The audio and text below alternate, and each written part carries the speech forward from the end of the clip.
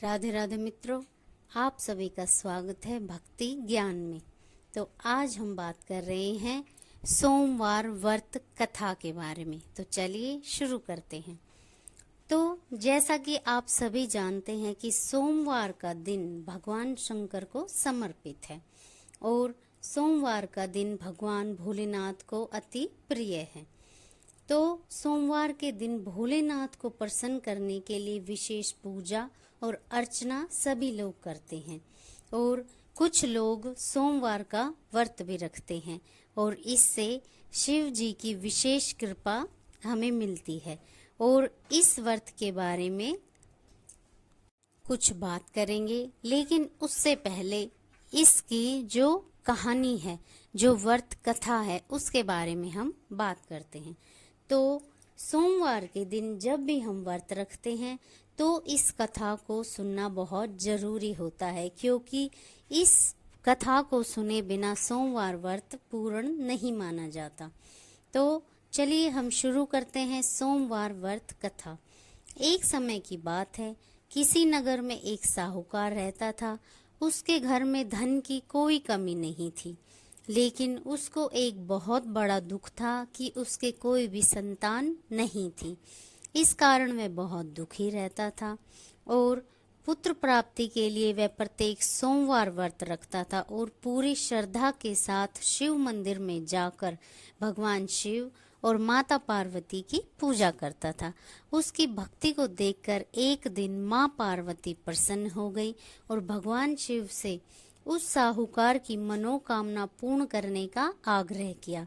पार्वती जी की इच्छा सुनकर भगवान शिव ने कहा कि हे पार्वती, इस संसार में हर प्राणी को उसके कर्मों का फल मिलता है। जिसके भाग्य में जो लिखा होता है उसे भोगना ही पड़ता है। लेकिन पार्वती जी ने साहूकार की भक्ति का मान रखने के लिए उसकी मनोकामना पूर्ण करने की इच्छा जताई और शिव बाबा से कहा कि कृपा आप इनकी इच्छा पूर्ण कीजिए। तो माता पार्वती के आग्रह पर शिव जी ने साहूकार को पुत्र प्राप्ति का वरदान दे दिया, लेकिन साथ ही यह भी कहा कि उसके बालक की आयु 12 वर्ष ही होगी। माता पार्वती और भगवान शिव की बातचीत को साहूकार सुन रहा था। उसे ना तो इस बात की खुशी हुई और ना उसे दुख हुआ। वह पहले की तरह ही भगवान शिव की पूजा करता रहा। कुछ समय के बाद साहूकार के घर एक पुत्र का जन्म हुआ। जब वह बालक 11 वर्ष का हुआ तो उसे पढ़ने के लिए काशी भेज दिया गया। साहूकार ने पुत्र के मामा को बुलाकर उसे बहुत सारा धन दिया और कहा कि तुम इस बालक को काशी विद्या प्राप्ति के लिए ले जाओ और मार्ग में जहाँ भी तुम्हें अवसर मिले वहाँ यज्ञ कराना, हवन कराना और ब्राह्मणों को भोजन कराना और उन्हें दक्षिणा दान देते जाना। दोनों मामा भांजे इसी तरह यज्ञ कराते और ब्राह्मणों को दान दक्षिणा देते काशी की ओर चल पड़े। रात में एक नगर पड़ा। चलते चलते एक नगर पड़ा जहाँ नगर के राजा की कन्या का विवाह था, लेकिन जिस राजकुमार से उसका विवाह होने वाला था वह एक आंख से काना था। राजकुमार के पिता ने अपने पुत्र के काना होने की बात को छुपाया और एक चाल सोची। उसने साहूकार के पुत्र को देखा तो उसके मन में एक विचार आया कि क्यों ना मैं इस लड़के को अपने बेटे की जगह राजकुमारी से शादी करवा दूं और विवाह करा दूं और विवाह के बाद उसको धन देकर विदा कर दूंगा और राजकुमारी को अपने नगर ले जाऊंगा। लड़के को दूल्हे के वस्त्र पहनाकर राजकुमारी से विवाह कर दिया गया।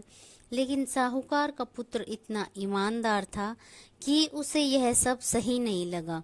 तो उसने अवसर पाकर राजकुमारी की चुन्नी के पल्ले पर यह लिखा कि तुम्हारा विवाह तो मेरे साथ हुआ है, लेकिन जिस राजकुमार के साथ तुम्हें भेजा जा रहा है वह एक आंख से काना है।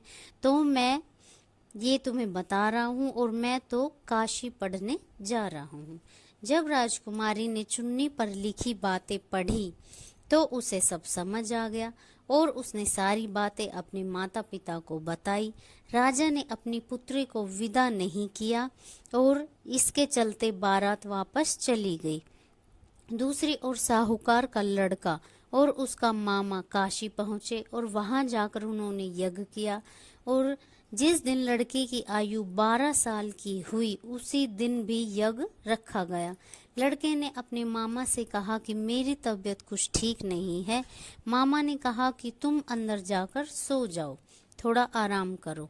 तो शिवजी के वरदान अनुसार कुछ ही देर में बालक के प्राण निकल गए। मृत भांजे को देख मामा ने विलाप शुरू किया और संयोगवश उसी समय शिवजी और माता पार्वती उधर से जा रहे थे।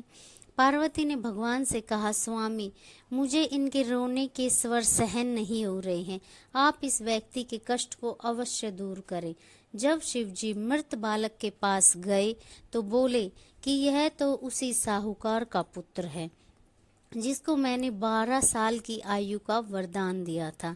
अब इसकी आयु पूरी हो चुकी है। लेकिन माता पार्वती ने कहा कि हे महादेव, आप इस बालक पर कृपा करें और इसे आयु देने की कृपा करें, अन्यथा इसके वियोग में इसके माता और पिता तड़फ तड़फ कर मर जाएंगे। माता पार्वती के आग्रह पर भगवान शिव ने उस लड़के को आशीर्वाद दिया और वह जीवित हो उठा।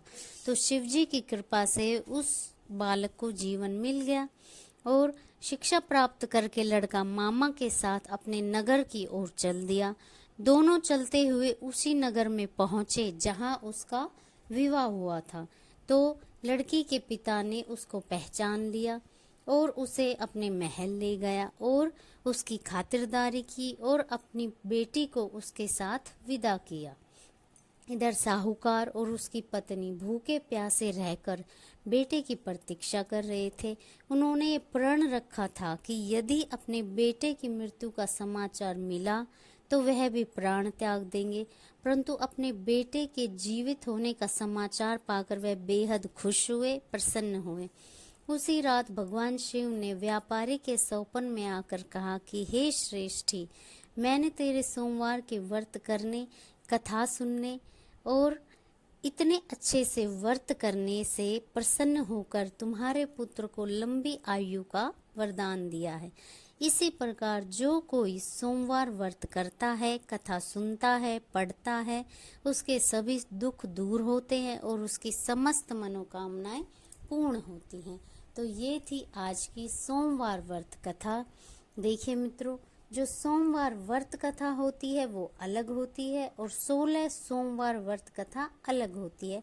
इसलिए आप ये गलती ना करें कि सिंपल सोमवार के व्रत में आप 16 सोमवार व्रत कथा ना सुने और 16 सोमवार की कथा अलग है। जो कथा हम आपको सुना रहे हैं सोमवार व्रत करते समय, आप इसी कथा को श्रवण करें।